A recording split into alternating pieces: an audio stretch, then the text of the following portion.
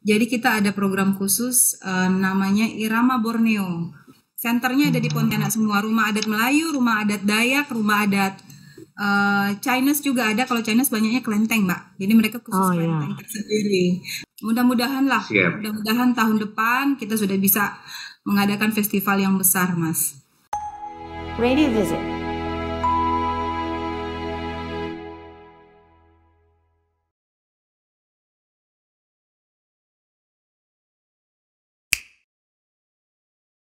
Baik, Bretters, kita masih ada satu lagi sesi yang akan kita bahas, yaitu potensi tentang Pontianak ya. Mas Ilham, silakan share screen-nya. Kalimantan Barat merupakan satu di antara provinsi di Indonesia dengan keberagaman yang sangat unik.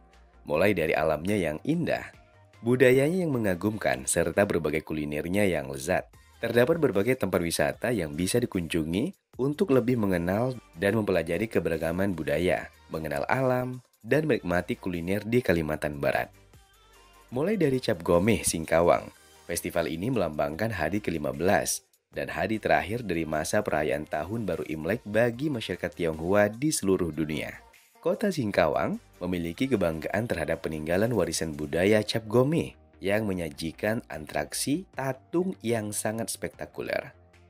Pada hari ke-15 setelah Imlek, banyak tatung melakukan parade mengelilingi kota Singkawang mengusir roh jahat. Selanjutnya pesona kulminasi Matahari Pontianak. Detik kulminasi yang menjadi momen langka di dunia ini ternyata menjadi momen menarik pula bagi pengunjung wisata Nusantara. Hal ini terlihat dari antusias pengunjung saat mendatangi Tugu Khatulistiwa. Selain menghilangnya bayangan benda yang tegak lurus saat peristiwa keistimewaan kulminasi, momen ini juga sebagai tanda awal perubahan iklim di Indonesia. Lalu ada Gawai Dayak yang merupakan satu di antara pesta besar sebagai ucapan terima kasih kepada Sang Pencipta Jubata atas panen padi yang berlimpah. Gawai Dayak digelar oleh suku Dayak yang memiliki andil dalam mempersatukan bangsa Indonesia. Selanjutnya ada Festival Kelam Sintang. Festival yang dilaksanakan dalam rangkaian hari ulang tahun Kota Sintang ini menyuguhkan pemandangan yang unik dibandingkan festival lainnya, di mana lokasinya berada langsung di kaki Bukit Kelam, Kabupaten Sintang. Meskipun dinamai sebagai bukit, namun nyatanya Bukit Kelam ini merupakan sebuah batu monolit gelap yang saat ini dianggap sebagai formasi batu monolit terbesar dan tertinggi di dunia. Di Bukit Kelam ada flora dan fauna, pemandangan alam yang unik, ada guna, dan tentunya dinding batu dengan skala internasional. Festival Danau Sentarum Kapuas Hulu yang juga turut menghadirkan banyak aktivitas menarik. Jika ingin menelusuri sejarah Melayu, Kota Pontianak bisa menjadi pilihannya. Satu di antara spot yang bisa dikunjungi adalah Istana Qadariyah yang menjadi peninggalan Kesultanan Melayu. Kalau menurut sejarah, istana ini sudah dibangun sejak tahun 1771 oleh Syarif Abdurrahman Al-Qadri yang berasal dari Kerajaan Mempawah. Bangunan ini baru selesai pada tahun 1778 dan hingga kini tetap berdiri megah. Lokasi Istana Qadariyah Pontianak sendiri di dekat pertemuan tiga sungai, yaitu Sungai Landak, Kapuas Kecil, dan Kapuas Besar. Pernah dengar nama gereja katedral yang terbesar di Asia Tenggara? Nah, gereja terbesar itu ada di kota Pontianak, Kalimantan Barat, yaitu Gereja Santo Yosep yang berada di Keuskupan Agung Pontianak. Gereja yang didirikan sejak tahun 1908 ini terletak di Jalan Patimura nomor 195, Darski Pontianak Kota, Pontianak, Kalimantan Barat. Kemudian, Masjid Raya Mujahidin Kebanggaan Provinsi Kalimantan Barat. Di daerah Sungai Kakap, Kabupaten Kubu Raya, Provinsi Kalimantan Barat, terdapat wihara yang cukup unik lantaran berada di tengah laut lepas. Wihara ini bernama Sio Yi Sintang atau sering juga disebut dengan Wihara Terapung. Wihara ini merupakan satu-satunya wihara di Asia Tenggara yang berada di tengah laut lepas. Menjelang Imlek, wihara ini ramai dikunjungi oleh wisatawan Tionghoa. Monumen 11 di Gulis, Kalimantan Barat disebut juga sebagai Tugu di Gulis atau Tugu Baburuncing atau Tugu Bundaran Untan oleh warga setempat. Sungai Kapuas merupakan sungai terpanjang di Indonesia yang berada di kota Pontianak. Sungai ini dikenal memiliki daya tarik wisata dan digunakan sebagai jalur transportasi perairan sejak zaman dahulu. Wisatawan dapat menikmati keindahan Sungai Kapuas sambil duduk bersantai di waterfront atau dengan menyusurinya menggunakan kapal wisata yang disediakan. Selain wisata berbasis alam dan budaya, Kalimantan Barat juga memiliki keempat lain yang wajib dikunjungi. Satu di antaranya adalah Warung Kopi Asyang. Terletak berdiri lebih dari 50 tahun, Warung Kopi Asyang tetap ramai dikunjungi masyarakat. Selain rasa kopinya yang nikmat, Warung Kopi Asyang terkenal lantaran sang pembuat kopi yang bernama Asyang kerap kali bertelanjang dada saat meracik kopi pesanan untuk para pengunjungnya. Selain Warung Kopi Asyang, Warung Kopi Aming juga menjadi destinasi wisata yang bisa dikunjungi. Aming Coffee di tahun 1970 sudah memproduksi kopi dan mendistribusikannya ke berbagai warung kopi di Pontianak, menjadi pionir rasa kopi lokal yang dirindukan warganya. Kini, 5 dekade kemudian, nama Aming Coffee tentunya sudah sangat familiar di kalangan penikmat kopi, khususnya yang berlokasi di kota Pontianak. Tak ketinggalan, Galeri UMKM juga menjadi satu di antara destinasi wisata yang menjadi motor penggerak roda perekonomian di Kalimantan Barat. Tidak terkecuali di Kabupaten Kuburaya yang memiliki potensi UMKM yang luar biasa. Hingga saat ini, sudah ada 22.000 UMKM yang berjalan di Kuburaya dengan jenis usaha beragam di antaranya makanan, minuman, kriya, atau kerajinan tangan dan banyak lagi potensi UMKM lainnya. Potensi UMKM lainnya yang sangat menjanjikan adalah di bidang kriya atau kerajinan tangan yang sudah go internasional karena beberapa hasil kerajinannya sudah sampai ke luar negeri dengan berbagai destinasi wisata berbagai alam, budaya, dan kuliner. Kalimantan Barat terus berupaya menjaga, memperkenalkan, dan melestarikan pariwisata itu agar tidak hilang ditelan zaman.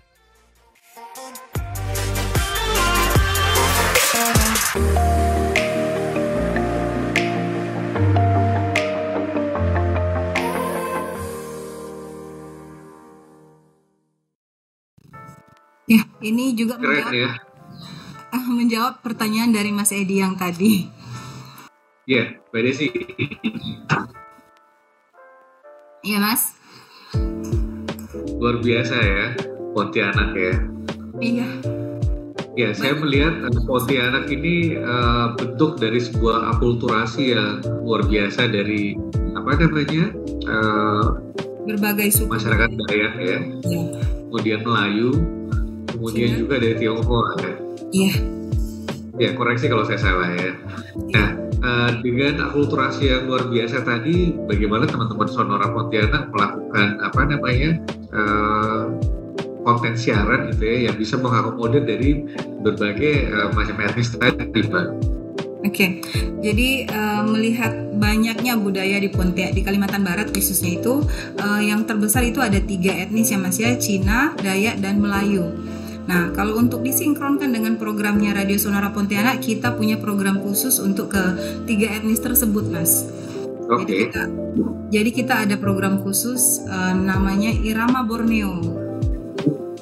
Nah, itu dari sisi musiknya, Mas. Kemudian untuk programnya kita ada bikin program khusus di mana pada saat momen-momen yang tadi itu kita melakukan liputan khusus juga. Jadi kita ada liputan khusus terkait festival-festival tersebut. Kemudian kita juga turut serta di dalam eventnya itu. Oke, Irama Borneo itu jenis musiknya apa ya, kalau boleh tahu? Musik-musik khas Kalimantan Barat, Mas. Jadi ada musik Dayak. Musik Kalimantan Barat. Ya, ada musik Dayak, musik Melayu, dan musik Cina. Oke. Ya, termasuk aransemen dan lain-lainnya juga sudah menyesuaikan dari akulturasi tadi ya? Iya, betul. Baik, itu pakai bahasa lokal atau bahasa Indonesia, Pak? Atau ada dua-duanya? Tergantung penyiarnya sih, Mas. Kalau untuk openingnya, untuk bahasanya itu tergantung dari penyiarnya. Kita kebetulan juga kalau untuk di Pontianak itu sudah mewakili beberapa suku, Mas. Kita di sini ada Dayak, ada Melayu, bahkan ada Madura juga. Madura juga merupakan salah satu suku yang sudah besar ya, Mas ya, di Kalimantan Barat. Oke, dahsyat ya tadi ya potensinya. ada Bukit Kelam, ada waterfront, kemudian spot-spot yang Instagram beli. Mbak Hani kayaknya suatu saat pengen ke Pontianak nih Mbak Hani. Yuk Mbak. Iya, serius banget Mas Budi. Gue tuh waktu itu pernah dengar ada kerajaan di sana yang bisa didatengin ya Mbak ya. Jadi ada ritual tahunan yang semua masyarakatnya bisa datang di situ, bisa ikut makan. Dan itu kalau kita lihat tuh luar biasa banget gitu. Maksudnya kita kan orang yang udah jarang tahu kebudayaan kita ya. Kebudayaan Jawa itu kan mungkin ada sekali-sekali gitu, kebudayaan daerah lain itu kan kita nggak tahu persis gitu. Jadi kadang-kadang kalau saya dengar cerita kayak gitu di tempat lain tuh saya suka berharap I wish someday I go there untuk ikutan join di ritual-ritual seperti itu gitu. Tuh luar biasa banget itu. Dan itu mendatangkan wisatawan lokal maupun mancanegara ya Mbak ya? Iya betul Mbak. Sudah go internasional. Jadi daya tarik tersendiri tuh ya Mas ya, ya Mbak Desi ya. Betul Mbak. Jadi kalau Mbak datang ke Kalimantan Barat, langsung menonton untuk festival-festival dari berbagai suku yang ada di Kalimantan Barat Mbak. Itu di mana? Di Pontianak. Bisa di Pontianak. Kalau untuk di Pontianak itu di Pontianak itu di satu tempatnya di mananya gitu loh. Masing-masing kalau di sini ada rumah khasnya. Jadi sama pemerintah daerah itu dibangunkan khusus untuk rumah adatnya sebutannya. Rumah adat. Ya, sudah ada masing-masing Mbak. Oh, itu di Pontianaknya berarti ya Mbak ya? Iya. Senternya ada di Pontianak semua. Rumah adat Melayu, rumah adat Dayak, rumah adat Chinese juga ada. Kalau Chinese banyaknya kelenteng Mbak. Jadi mereka khusus kelenteng tersendiri. Nah itu sudah ada semua. Jadi begitu ada hari raya besarnya atau pagelaran festival, semua terfokus di rumah adat masing-masing Mbak. Dan itu bisa dihadiri oleh masyarakat umum. Semua suku, pokoknya multi etnis lah Mbak. Pagelaran bisa ikut di situ gitu ya. Semua etnis datang menonton. Karena kalau di Pontianak sendiri, karena kita kan tingkat toleransi itu, Kota Singkawang sekarang menduduki kota toleransi di peringkat pertama Mbak. Wow. Di sana multi etnis juga ya Mbak? Saya kan taunya Singkawang itu banyakannya Chinese ya? Banyak Mbak. Kalau di Pontianak sendiri yang untuk etnis terbesar itu ada 3, Cina, Dayak, dan Melayu. Tetapi sekarang sudah banyak juga yang suku pendatang tapi ya Mbak ya. Kalau suku asli itu kan ada Cina, Dayak, dan Melayu. Kalau suku pendatang yang sudah lumayan besar di Kalimantan Barat itu ada Madura, ada Batak, dan tentunya Jawa Makassar juga. Gitu ya. Oh. Kalau Makassar sebutannya Bugis. Oh iya Bugis yang banyak juga ya. Nah kalau Bugis itu sudah membaur dengan Melayu. Jadi kalau di sini kalau bilang Melayu biasanya itu udah masuk juga. Termasuk Bugis juga. Bugis, ya. Oh, oke. Luar biasa tuh ininya toleransinya ya. Ya betul Mbak. Keren lah pokoknya kalau di Kalimantan Barat. Tapi di Kalimantan, gimana Mbak? Semua perwakilan, pokoknya Taman Mini Indonesia Indah itu ada di Kalimantan. Ada di sana ya. Gak usah jauh-jauh ke Jakarta Mbak. Di Kalimantan Barat ada TMII Mbak. Betul. Tapi di sana nggak pernah terjadi tawuran antar etnis ya Mbak? Kan kalau kemarin pernah kita dengar antar Madura dengan Dayak ya. Betul. Itu di tahun 90-an ya, 95, 96 ya. 97, 98. Nah itu memang Mbak, kalau itu.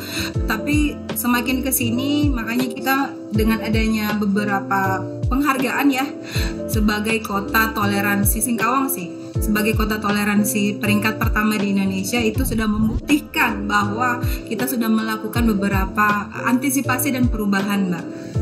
Nah itu yang memang sampai sekarang masih kita jaga karena namanya benturan antar suku itu kan sangat rentan ya Mbak ya. Nah dari kitanya di masyarakat Kalimantan Barat bagaimana menjaga dan mengantisipasi jangan sampai kejadian yang dulu terulang kembali. Nah itu peran serta dari masyarakat dan pemerintah itu berkolaborasi Mbak. Oke, terima kasih Mbak Desi informasinya. Kembali ke Mas Budi, silakan Mas Budi. Ya, terima kasih Mbak Eni. Mbak Desi, salah satu yang menarik dari Pontianak itu kan Festival Singkawang ya. Festival Cap Gome. Cap Gome. Oke. Nah, pertanyaan kami, teman-teman di Sonora terlibat nggak dalam kegiatan itu, atau ini hanya hajatan dari pemerintah saja? Kalau terlibat langsung sih kami sebagai media terlibat, Mas, karena kami memang turunkan tim khusus untuk ke sana. Nah, kalau untuk bentuk kerjasamanya melalui program kami, kita dari Diskom Infonya Kota Singkawang itu mereka melakukan beberapa promosi dengan radio kita berupa spot dan adlibs untuk mempromosikan kegiatannya itu diadakan tanggal berapa, kemudian serangkaian apa aja. Nah, itu kita ada kerjasamanya. Jadi bagian dari media partner andalan ya, Sonora Pontianak ya. Kita turunkan wartawan. Sejauh mana brand bisa masuk? Oke, sejauh mana brand atau produk bisa masuk menjadi sponsor di kegiatan Festival Cap Gome? Kalau tahun-tahun yang sebelumnya itu di sana memang ada ada pameran ya Mas ya di area pagelaran festival tersebut.